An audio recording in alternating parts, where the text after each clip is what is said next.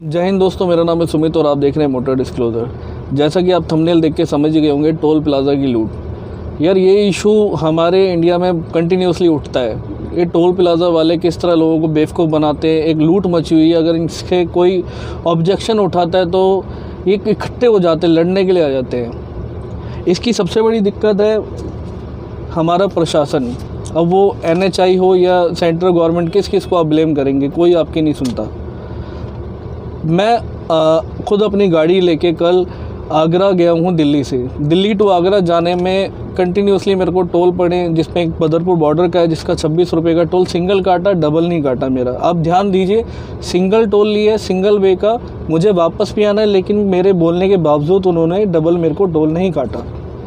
अगर मैं आगे की बात करूं, आगे एक और टोल पड़ता है जिसमें 105, मैं आपको इसकी पर्चियाँ भी दिखाता हूँ। ये हो गया आपका बदरपुर, अगर आप देख सकें तो 26 रुपये का टोल है बदरपुर का। ये उससे आगे 105 रुपये का मेरे को टोल पड़ा है, और ये उसके आगे फिर दोबारा 105 रुपये को मैंने टोल पे करा है आगरा जाते हुए। अब मैं आपको ये बताना चाह रहा हूँ, ये जो 105 है ये वन वे है, मतलब ये जाने का। अगर मेरे को वापस आना है तो मेरे को टोल नहीं काटते वापस आने का। अगर मैं वापस आता हूँ तो मेरे को टोल पड़ता है, अगर दोनों साइड का काटते हैं, 160 रुपये, मतलब 105 + 55 160। अगर मैं 105 दो जगह देता हूँ तो मेरे को ये पड़ता है 210।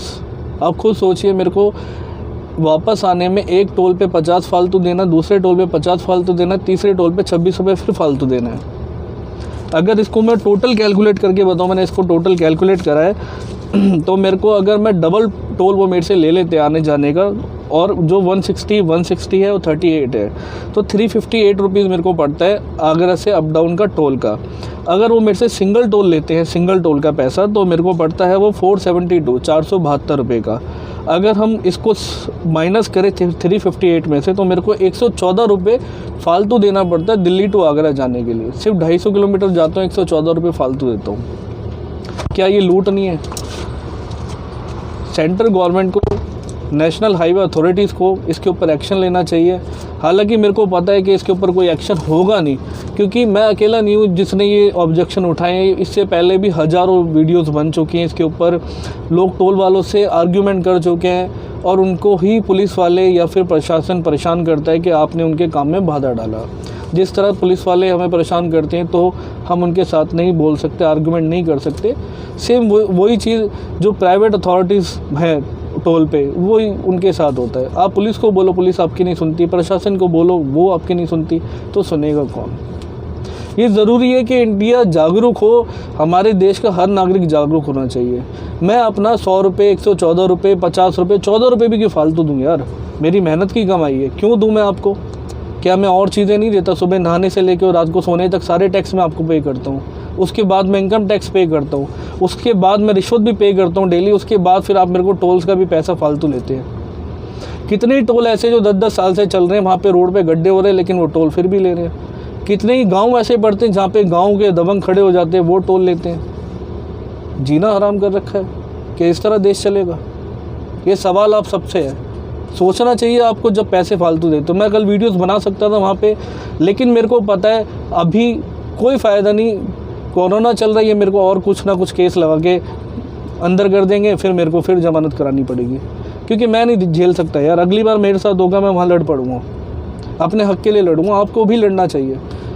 हालांकि बड़ी बड़ी बातें कोई नहीं कर पाता, फैमिली साथ होती है, लेकिन आपको एक दूसरे का सपोर्ट करना चाहिए। कोई अगर वहाँ ऑब्जेक्शन उठाता है तो आप पीछे जो लाइन लगाते हो ना, ये मत कहो कि मेरे को जल्दी जाना है, ये कहो कि भाई तू ये गलत काम कर क्यों रहा है। टोल वाले से कहो, गवर्नमेंट से कहो, वीडियोस बनाओ, उनको टैग करो। भाई मैं इतना नहीं जानता, शायद आप लोग जानते होंगे, ट्विटर हैंडल चलाते होंगे, ट्विटर्स पे टैग करो, फेसबुक के ज़रिए वीडियोस बनाओ, और यूट्यूब के ज़रिए। पर किसी तरह बोलो तो सही। कोरोना में जहाँ लोगों के जेब में पैसा नहीं है, वहाँ भी इतना पैसा फालतू देना पड़ेगा? ऐसे मेक इन इंडिया बनता है क्या? मैं किसी CM, किसी PM के ख़िलाफ़ नहीं हूँ, मैं सिस्टम के ख़िलाफ़ हूँ। हो सकता है PM CM अच्छा करना चाहते हो लेकिन ये जो भी मतलब प्रशासन के अंदर जो भी ऑफिसर्स हैं, ये NHI के ऑफिसर हों या फिर टोल, तो प्राइवेट कंपनियों के हाथों में, उनकी तो लूट हमेशा से चली है। धीरे धीरे करके देश सब व्यापारियों के हाथ में चला जाएगा, आम आदमी कहाँ जाएगा? तो मैं किसी सीएम या पीएम के ख़िलाफ़ नहीं हूँ। आपके बहुत सारे लोग होंगे जिनको कि पीएम पसंद होगा, किसी को कोई सीएम पसंद होगा, लेकिन जेब से पैसा आप ही की जा रहा है, पीएम सीएम के नहीं। उनकी गाड़ियों पे लाल बत्ती होती है, वो निकल जाते हैं, पैसा आपका जाता है। तो ज़रूरी है कि आप ऑब्जेक्शन उठाएं। ठीक है दोस्तों, जय हिंद। फिर दोबारा मिलेंगे अगली वीडियो में किसी नए सवाल के साथ।